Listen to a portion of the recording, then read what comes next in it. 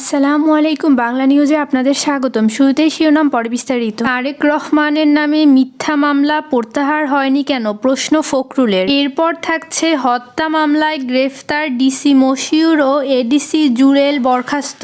সর্বশেষ জানিয়ে দেব, ছাত্র জনতার অভ্যুত্থানে প্রবাসীদেরও ভূমিকা ছিল, বললেন মঈন খান। শুনছিলেন শিরোনাম, এবার বিস্তারিত। তার আগে ভিডিওতে একটা লাইক কমেন্ট শেয়ার করে সবাইকে দেখার সুযোগ করে দিতে বিশেষভাবে অনুরোধ করছি। তারেক রহমানের নামে মিথ্যা মামলা প্রত্যাহার হয়নি কেন, প্রশ্ন ফখরুলের। অন্তর্বর্তী সরকারের বিরুদ্ধে এখন কথা বলার সময় নয় মন্তব্য করে বিএনপির চেয়ারপারসনের উপদেষ্টা জয়নুল আবেদিন ফখরুল বলেছেন, 3 মাস অতিবাহিত হলো, এখনো কেন আমাদের নেতা তারেক রহমান দেশে আসতে পারেননি, এখনো কেন তার নামে মিথ্যা মামলা প্রত্যাখ্যান করা হয়নি। জনগণের মনে এ প্রশ্ন জেগে উঠেছে। তাই সরকারের কাছে প্রত্যাশা, তারেক রহমান সহ তাদের নামে মিথ্যা মামলা রয়েছে তারা সবাই প্রত্যাখ্যান করুন। রোববার জাতীয় প্রেস ক্লাবের সামনে নবীন দল আয়োজিত এক সংবাদ সংস্থার কর্মসূচিতে তিনি এ মন্তব্য করেন। জয়নুল আবেদিন ফারুক বলেন, সরকারের কাছে সবার দাবি জানাই, তবে এমন কোনো দাবি করা উচিত নয় যাতে জনগণের মনে অশান্তির সৃষ্টি হয়। জনগণের জন্য যেসব দাবি, সেসব দাবি নিয়ে কথা বলার অধিকার 5 আগস্টের পরে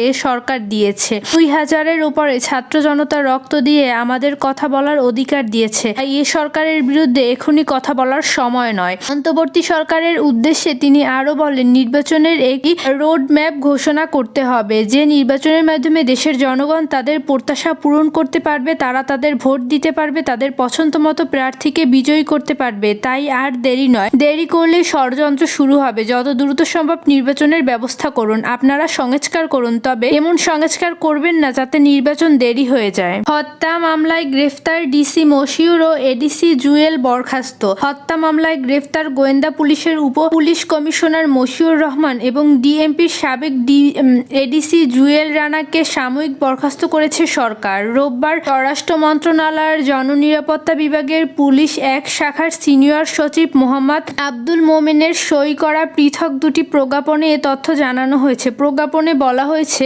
ডিবির সাবেক ডিসি অতিরিক্ত ডিআইজি পদে এবং বর্তমান পুলিশ সুপার হিসেবে চট্টগ্রাম রেঞ্জ ডিআইজি কার্যালয়ে সংযুক্ত মশিউর রহমানকে নিউ মার্কেট থানার মামলায় গ্রেফতার করে 20 সেপ্টেম্বর আদালতে পাঠানো হয়েছে। যেহেতু মশিউর রহমানকে সরকারি চাকরি আইন 2018 ধারার বিধান অনুযায়ী 20 সেপ্টেম্বর থেকে সরকারি চাকরি হতে সাময়িক বরখাস্ত করা হলো। সাময়িক বরখাস্তকালীন তিনি সিলেট রেঞ্জ ডিআইজি কার্যালয়ে সংযুক্ত থাকবেন এবং বিধি অনুযায়ী কর্পোস খাতা প্রত্যাখ্যান করবেন। আরেক প্রজ্ঞাপনে বলা হয়েছে, ডিএমপি ডিপ্লোম্যাটিক এবং সিকিউরিটি বিভাগের এডিসি পুলিশ সুপার পদে জুয়েল রানাকে নিউ মার্কেট থানায় মামলায় গ্রেফতার করে 18 অক্টোবর আদালতে পাঠানো হয়েছে। যেহেতু জুয়েল রানার সরকারি চাকরি আইন 2018 ধারার বিধান অনুযায়ী 18 অক্টোবর থেকে সরকারি চাকরি হতে সাময়িক বরখাস্ত করা হলো। সাময়িক বরখাস্তকালীন জুয়েল রানা রাজশাহী রেঞ্জ ডিআইজি কার্যালয়ে সংযুক্ত থাকবেন এবং বিধি অনুযায়ী কর্পোস ভাতা প্রাপ্য হবেন। ছাত্র জনতার অভ্যুত্থানে প্রবাসীদেরও ভূমিকা ছিল,